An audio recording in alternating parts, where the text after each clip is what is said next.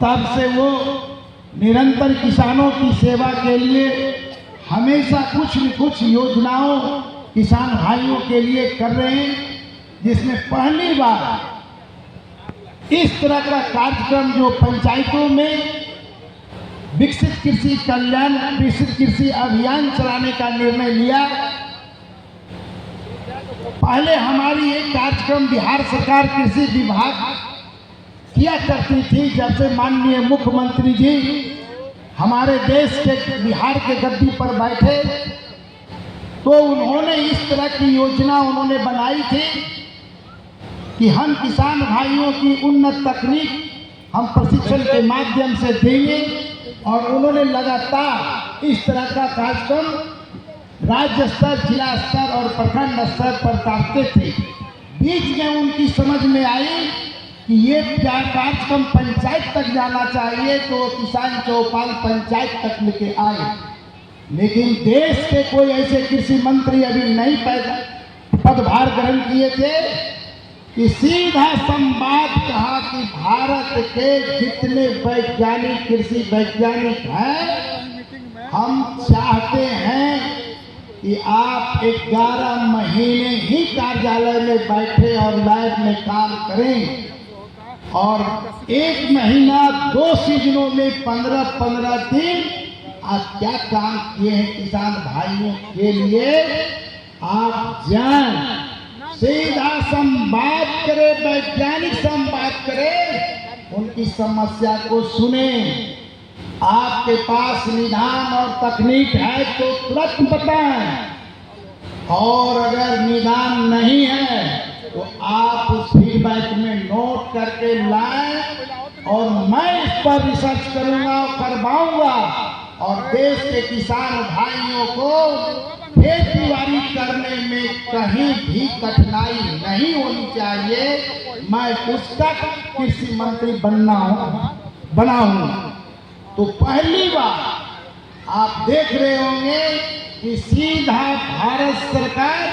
कृषि मंत्रालय के मंत्री जी सीधा संवाद वैज्ञानिकों से करवा रहे हैं। ये कार्यक्रम भारत सरकार के द्वारा आयोजित है। इसमें मेरी राज्य सरकार सहयोग कर रही है, वो हमारी पूर्ण रूपेण से सहयोग पात्र बने हुए हैं, क्योंकि हम भारत सरकार के अगर कार्यालय देखा जाए तो पूरे सीवान जिला में एक कृषि कार्यालय कृषि का है, जो भगवानपुर हाट में कृषि विज्ञान केंद्र के नाम से है। क्या ये कृषि विज्ञान केंद्र पूरे 19 प्रखंडों को और 295 पंचायतों में ये जा सकती है? लेकिन नहीं, कृषि विज्ञान केंद्र के हमारे सहयोगी को साथ देने के लिए हमारे बिहार सरकार के सारे पदाधिकारी कर्मी जुटे हुए हैं, और सारा वैज्ञानिक आज इस कार्यक्रम का अंतिम समापन भी यहीं से होगा। ये 29 तारीख से शुरू हुआ है, 29/5/2025 से ये शुरुआत हुई थी। ये पूरी जो है आपका जो उड़ीसा में है वहाँ से माननीय मंत्री ने शुरुआत किया था, और आज गुजरात से ही इसका समापन किए हैं। तो आज हमारे लोकप्रिय सांसद माननीय श्री जनार्दन सिंह सिग्रीवाल साहब आज इस प्रखंड में आकर के आज इस कार्यक्रम को आज ये समापन भी करेंगे, और आगे के कार्यक्रमों की रूपरेखा अगर बनेगी तो आगे से श्रीमान को मैं अवगत कराना चाहता हूं कि श्रीमान आपका हमेशा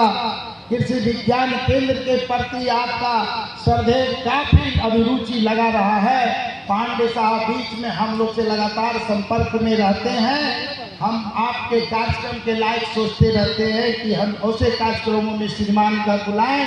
जहाँ की श्रीमान का मार्गदर्शन और सुझाव मिल सके। तो इस अवसर पर मैं हम सभी हमारे जितने जनप्रतिनिधिगण आए हैं, हमारे सभी को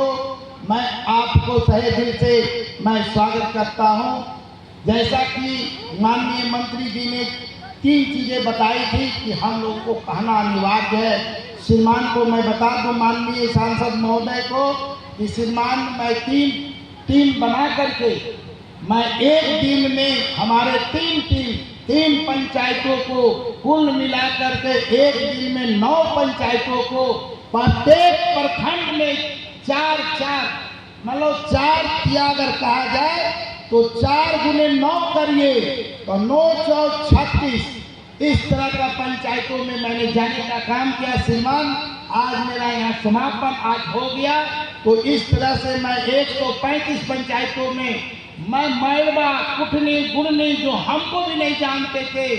तो आज हम इतना जरूर माननीय अपने मंत्री जी जो भारत के हैं उनको धन्यवाद देता हूँ कि कृषि विज्ञान केंद्र में कम से कम जो डाटा तैयार हुआ तो 100 किसानों की मोबाइल नंबर जो आई पंचायतों से, अब समझिए 100 अगर हम 35 तक पंचायत में पहुंच गए और 295 पंचायत है हमारे, अगर खर्रबी में मिल गया मौका तो हम अपने हर पंचायत के किसान जो 100 किसान हैं मेरी सूची में जुट जाएंगे और हम आराम से मैसेज उनके गांव तक पहुंचाने में सक्षम होंगे। ये देन अगर किन्हीं को माना जाए तो हमारे माननीय शिवराज सिंह चौहान जी को माना जाएगा कि कृषि विज्ञान केंद्र में 4 स्टाफ 295 पंचायतों के किसानों की सूची तैयार कर ले, ये संभव था, लेकिन उन्होंने ऐसा प्रोग्राम बनाया कि हम लोगों को वहां तक पहुंचा दिए। काम करने में सहूलियत, किसानों के सहयोग कर लेने में सहूलियत, इस तरह की अब हमें बहुत सहूलियत होगी। श्रीमान मैं मैंने अपने सांसद महोदय से 2 शब्द कहना और चाहता हूं कि श्रीमान जब मैंने गया है पंचायत में तो पंचायतों में जो फीडबैक मिला है मैं आपके संज्ञान में लाना चाहता हूं। जो त्रस्त है किसान, जो हम लोग ऐसे वैज्ञानिक उनको निदान कुछ भी नहीं कर सकते हैं, उस तरह की जो क्वेश्चन उठाए हैं कि हमारी फसलें जो घोड़प्रास एक जाति का जो जानवर है वो 80% सारी फसलों को खा जाता है। आप वैज्ञानिक के नाते आप आए जरूर हैं, आप बता जरूर रहे हैं, हम आपकी बातों को सुन के खेती जरूर करेंगे, लेकिन इसकी गारंटी नहीं है कि हम अपनी फसल को घर ले जाएंगे कि नहीं ले जाएंगे। तो श्रीमान आप ऐसे हमारे देश के सांसद हैं, सदस्य हैं लोकसभा के, कि आपका ये कंधों पर जरूर जाएगा जिम्मेवारियां कि हम जो सोच जो हमको मिला है वो हम निदान के लायक नहीं रहे, हम पंगु बन के उनके कार्यों को सुन के आए हैं। और दूसरा जो क्वेश्चन उठाए हैं वो वन सुअर का उठाए हैं और तीसरा उठाए हैं बंदर का। तो ये 3 चीज अभी जो जानवरों के द्वारा जो फेस किसान कर रहे हैं वो सर हम उस समय उस तकनीक से मैं संभव नहीं हो पाया। मेरे पास बंदर भगाने के लिए मैं एक लाया था कि मैं हमको जब जानकारी हुआ कि बंदर बहुत तंग करता है तो मैंने गया एक बार हैदराबाद, मैं इस तरह के ढूंढने लगा बंदर भगाने का। तो ये एक बंदर भगाने का एक औजार हमको तो दिया जरूर, इसको अगर ये छोड़ेंगे तो बहुत तरह से आवाज आती है तो बंदर भागता है। इसको 1200-1400 रुपया दाम है, तो इसकी ट्रेनिंग हम सोचते हैं कि ट्रेन करा के फ्री बनवा देंगे कि हद तक गाँव अपना चलाए। तो मैं कोशिश तो जो कर रहा हूँ कि अगर हम कर सकते हैं तो हम कर सकते हैं, लेकिन इसके अलावा घोड़प्रास की हमारे पास एक बिहार सरकार ने कुछ किसान भाई सलाह दिए कि कुछ सब्सिडी दिलवा दीजिए, एक जो है घेरने वाला झटका, तो झटका भी पर अगर मिल जाए सब्सिडी तो उससे भी बच सकता है। तो कुछ सुझाव मिला है, लेकिन अगर श्रीमान आप कुछ पदों पर रहते हुए आप अगर रखेंगे बात किसान का तो हमको लगता है इसका कुछ निदान निकल पाएगा और किसान भाई जो खेती बाड़ी कर रहे हैं उससे उनको सहूलियत मिलेगा। मैं यही चंद शब्दों के साथ, क्योंकि हमें माननीय का